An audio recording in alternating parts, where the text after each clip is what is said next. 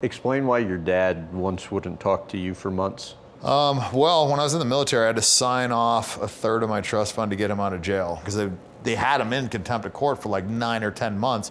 And they're doing this thing called diesel therapy where they're like sending him from maximum security prison to maximum security to prison. He felt like they had totally f***ed him over, which according to his accounts, they really had.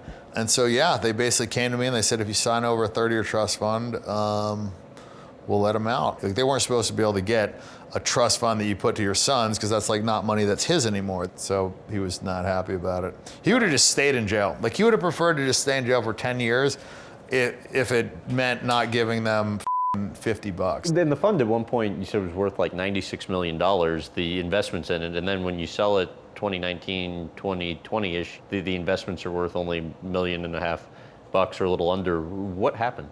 I mean, all this stuff just kind of like ran the company's value down.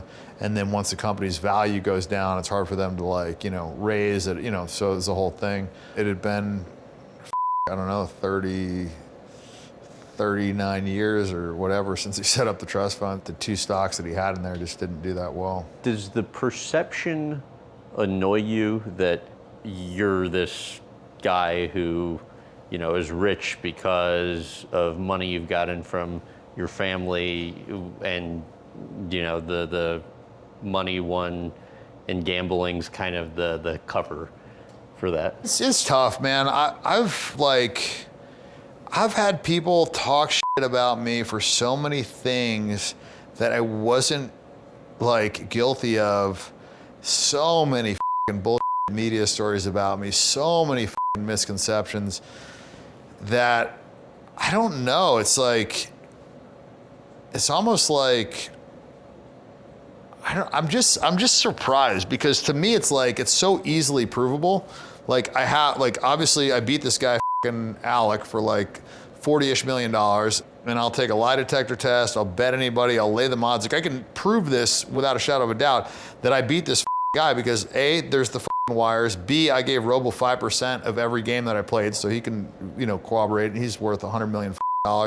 And then, between Rick giving me pieces when he played Andy Beal, I mean, that was like $20-ish million right there. And then the 10+ million I beat from Sam, $70 million. Like, it's a lot of money to win in, poker. And these are just like, this isn't even counting the game that I was running, which I was making a ton of money out of that.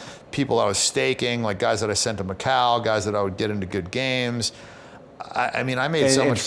That means that putting whatever they win, you get a percentage of. Yeah, you put up all the money and then you get usually it's 70% of the win or 60%. Ever taken any 7-figure plus amount from family? No, I got really no assistance. I don't give a where the money comes from. Like I would have loved to just get handed the money on a silver platter. Like that would have felt better for me, I think, than having to go through all the pain of winning it, because it was rough, man. I remember when I got that text from Rick Solomon, we win, 42 million, and my piece of it was, 10.5 million. That felt to me so much better than when I had won the money, because there wasn't any stress. Like, I was just like, I just got $10.5 million. Like, it felt way better than when I beat Alec for 10.8. But if you were handed the money, you would have deprived yourself of the joy of actually making it on your own.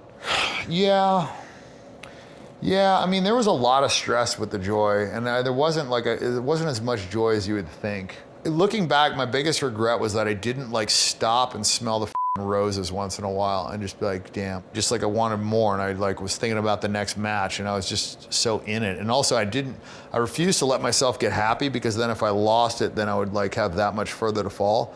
So I think with the gambling, I forced myself to just not be happy.